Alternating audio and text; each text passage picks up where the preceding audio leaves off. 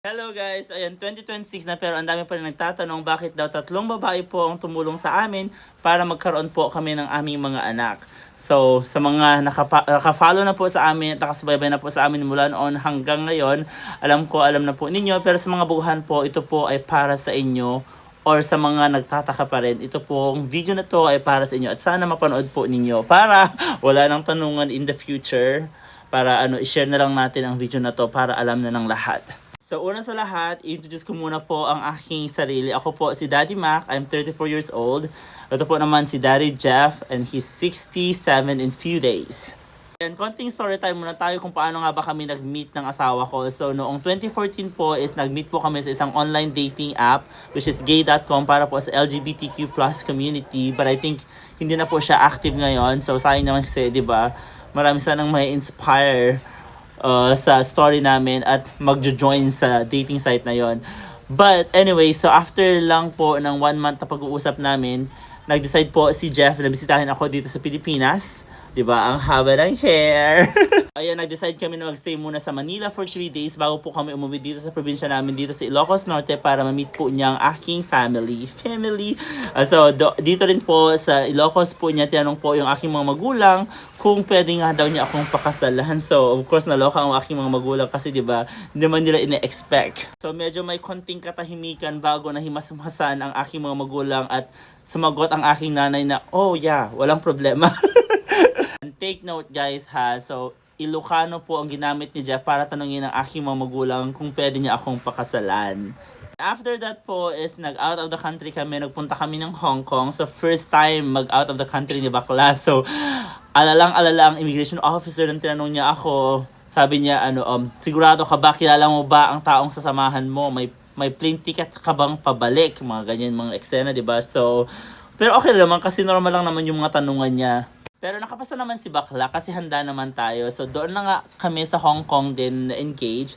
Na official na tinanong ako ni Jeff if I can marry him. Oh, so ito nga po pala yung wedding ring namin.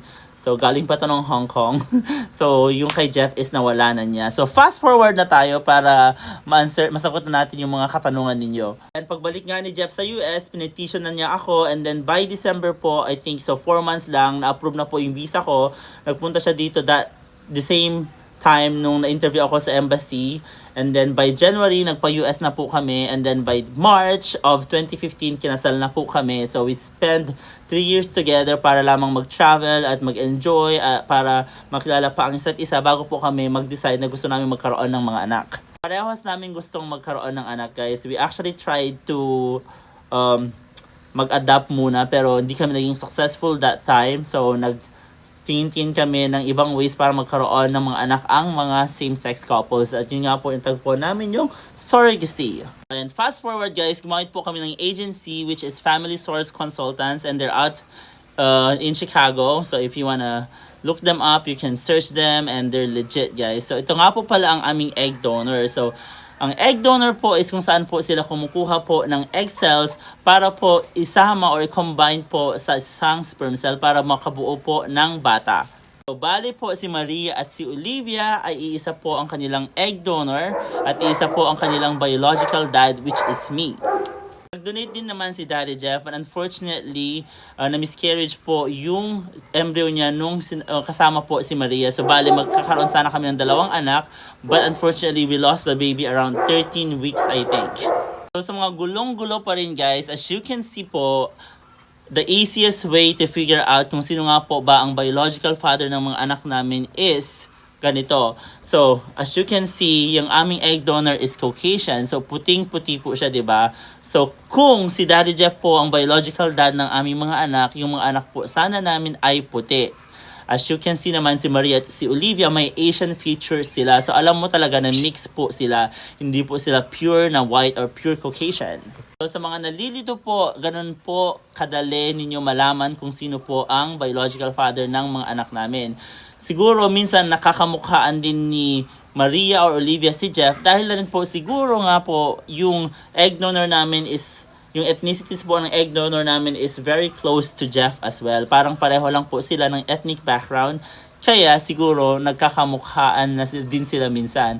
And sabi nga nila, 'di ba, kung sino ang nagpalaki sa iyo, magiging kamukha mo na rin either by blood or biologically anak mo yon. Yun yung sinasabi nila, which is I think tama naman.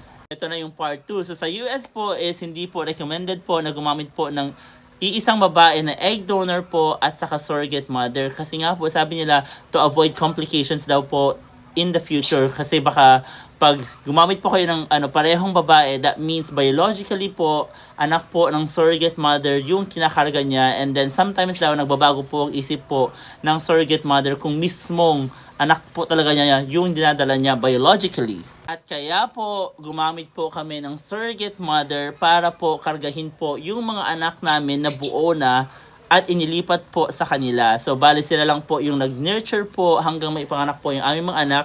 Ito nga po yung surrogate mother ni Maria, which is Brittany.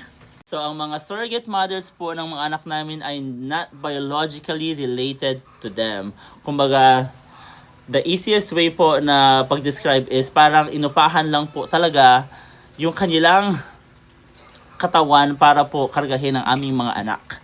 So, ang tanong din ng iba is bakit nga daw ba kami gumamit ulit ng ibang babae para po maging surrogate mother po ni Olivia? So, ang kasagutan po niyan is yung surrogate mother po ni Maria is not allowed na po na magkarga po ng bata kasi meron na po siyang 3C section. So, yung doctor namin po is hindi na po niya nire-recommend na maging isang surrogate mother po kung 3 beses na po kayong nagkaroon ng C-section kasi very risky na daw po. Kaya po kami humanap ulit po ng surrogate mother na magdadala po kay Olivia Grace. And this is her po. So, ang pangalan din po niya is Brittany and both our surrogate mothers are awesome and we are so thankful and blessed na tinulungan po nila kami at nahanap po namin sila. Kaya sa mga nagsasabi na ay bakit baliktad? Bakit si Olivia yung mataba ang payat ng kanyang surrogate mother at si Maria yung payat medyo malaki yung kanyang surrogate mother. So wala pong kinalaman po ang mga surrogate mothers namin sa physical features or biologically sa aming mga anak.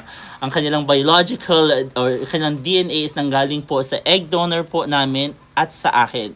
Mga nang babasya sa akin, bakit di ko daw binigyan ng chance ang aking asawa na magkaroon din ng kanyang mga sariling biological na anak. So, hindi naman po sa hindi kami nag-try, hindi lang po naging successful ang kanyang mga embryos.